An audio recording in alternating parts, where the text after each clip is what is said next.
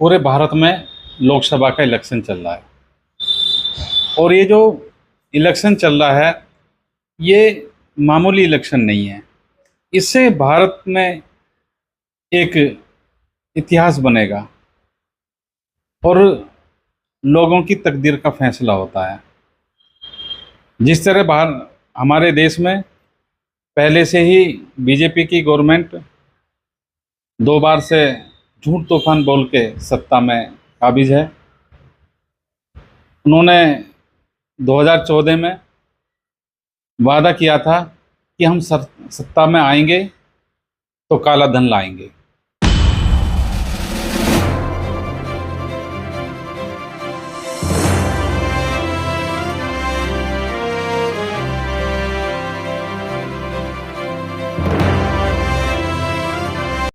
सभी साथियों को जय भीम। मैं रवि कुमार, आप देख रहे हैं अम्बेडकर प्राइम चैनल।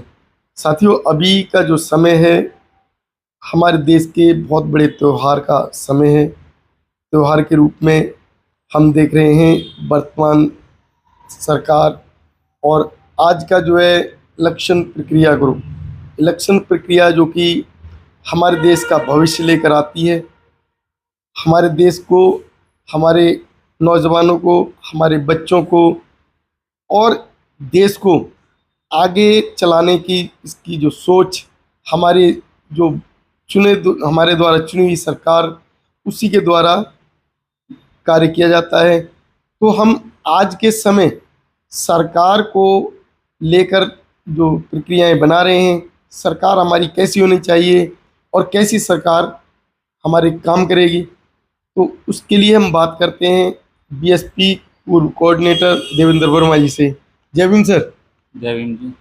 सर, अभी जो चुनाव चल रहा है, चुनाव प्रक्रिया को देखते हुए आप बीएसपी की भूमिका क्या देखते हैं? देखिए, पूरे भारत में लोकसभा का इलेक्शन चल रहा है और ये जो इलेक्शन चल रहा है ये मामूली इलेक्शन नहीं है। इससे भारत में एक इतिहास बनेगा और लोगों की तकदीर का फैसला होता है।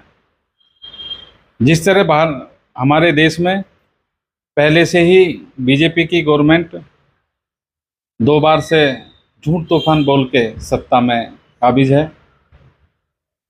उन्होंने 2014 में वादा किया था कि हम सत्ता में आएंगे तो काला धन लाएंगे, नहीं आया।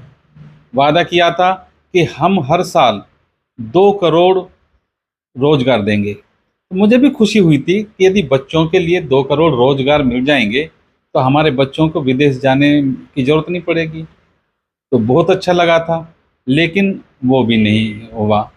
अच्छे दिन आएंगे, मैं समझता हूँ। जो लोगों को पहले रोजगार मिल रहे थे वो भी ख़त्म हो गए। जो देश की संस्थाएं थीं उनको भी बेच डाला। जो पहले प्रधानमंत्री हुए हैं उन्होंने अपने अपने शासनकाल में कुछ ना कुछ ऐसी फैक्ट्रीज लगाई हैं, कंपनीज लगाई हैं जिससे देश का डेवलपमेंट हुआ है। लेकिन माननीय मोदी जी जब से हमारे देश में प्रधानमंत्री बने हैं कोई नया उपक्रम तो नहीं लगा है, बेच जरूर दिए हैं। तो इनसे हमारे देश को डेवलपमेंट नहीं हो सकता इनकी विचारधारा से। सर जी, एक बात बताइए, आज आपके घर में टीवी है उसे बेच दें, कल फ्रिज है उसको बेच देंगे, परसों जो सोफा है उसे बेच देंगे, उससे अगले दिन बेड है उसको बेच देंगे, तो क्या इससे आपके परिवार का विकास हो जाएगा क्या? देखिए, विकास वो आदमी करता है कि जो घर की संपत्ति को ना बेचकर घर में संपत्ति लाए, और जो घर की संपत्ति को बेच के घर का डेवलपमेंट करे वो डेवलपमेंट नहीं होता।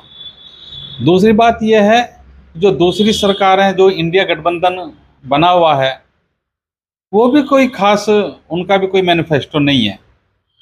वो भी कभी डाटा की बात करते हैं, कभी आटा की बात करते हैं, कोई 5 किलो अनाज की बात करता है।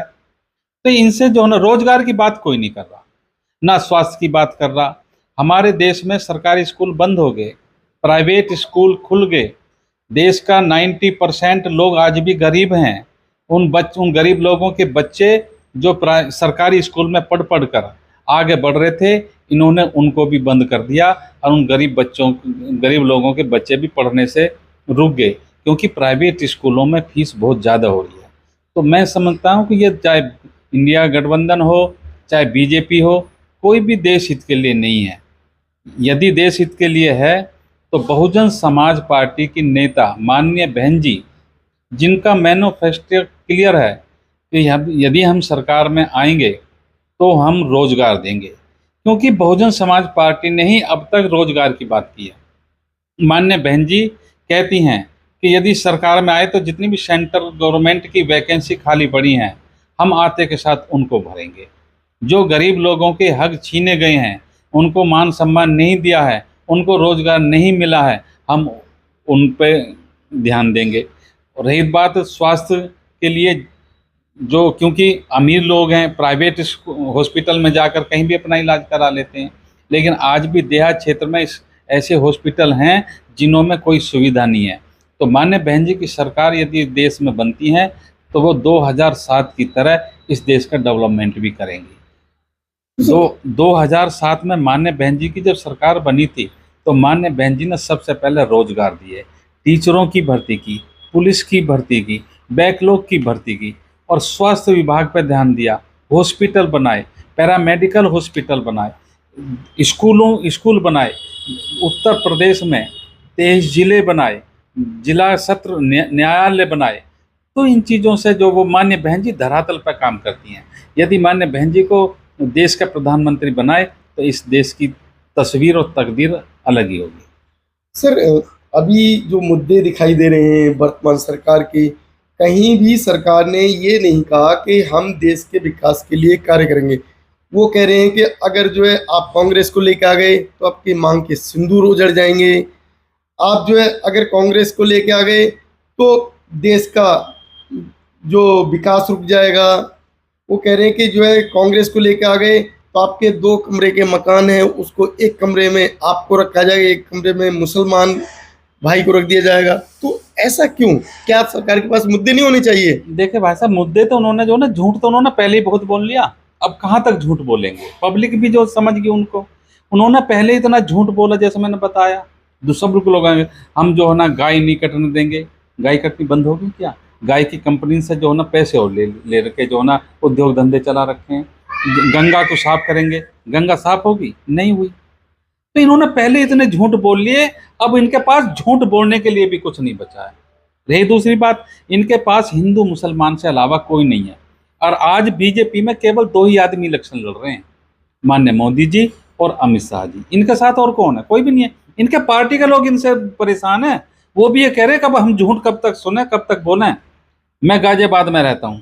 गाजियाबाद में जितने भी बीजेपी के कार्यकर्ता थे, पदाधिकारी थे, वो आज इलेक्शन टाइम में भी घर बैठे हैं। हम उनसे कहते हैं कि भाई तुम जो है ना कहाँ हो, तो कह रहे हैं यार हम पब्लिक में जाते हैं, पब्लिक हमसे काम के लिए कहती है, हम तो शर्म के मारे पब्लिक में भी नहीं जा पाते, क्योंकि पहले इतने झूठ बोल रखे हैं उन्होंने। अभी प्रचार के टाइम हमने एक वीडियो सोशल मीडिया पे वायरल हुआ था कि वो प्रचार करने के लिए गए थे बीजेपी का, उन्हें जूतों की माला पहनाकर भेजा गया। देखिए, लोकतंत्र में अपना वोट मांगना और वोट देना सबका अधिकार है। जो लोग इस तरह की घटना करते हैं, हरकत करते हैं, वो भी गलत है। मैं उनसे भी निवेदन करता हूँ कि भाई आपका मत है, आप किसी को भी दो, लेकिन कोई किसी के साथ में ना बदतमीजी ना करे। और रही दूसरी बात, हाँ ये बात जरूर है, जो लोग झूठ तूफान बोलकर 5 साल पहले आपसे वोट लेकर गए थे, जब वो आए तो उनसे अपने जो ना ये सवाल जरूर करें, ये पूछे भाई 5 साल में आपने हमारे लिए क्या किया। साथियों, पूर्व कोऑर्डिनेटर मेटर मंडल देवेंद्र वर्मा जी, जो कि इस पार्टी में बहुत बड़ी भूमिका निभाते हैं, क्योंकि 30 साल से ज़्यादा का समय इनके जीवन का इस पार्टी के लिए हो गया है। और इन्होंने अपने शिक्षा के बाद जो भी सहयोग रहा इस पार्टी को किया। तो आप इनकी बात से कितने सहमत हैं और पार्टी को कहाँ तक देखते हैं, आप हमारे कमेंट बॉक्स में ज़रूर लिखें। इसी के साथ नमस्कार, जय भीम, जय भीम सर। जय हिंद।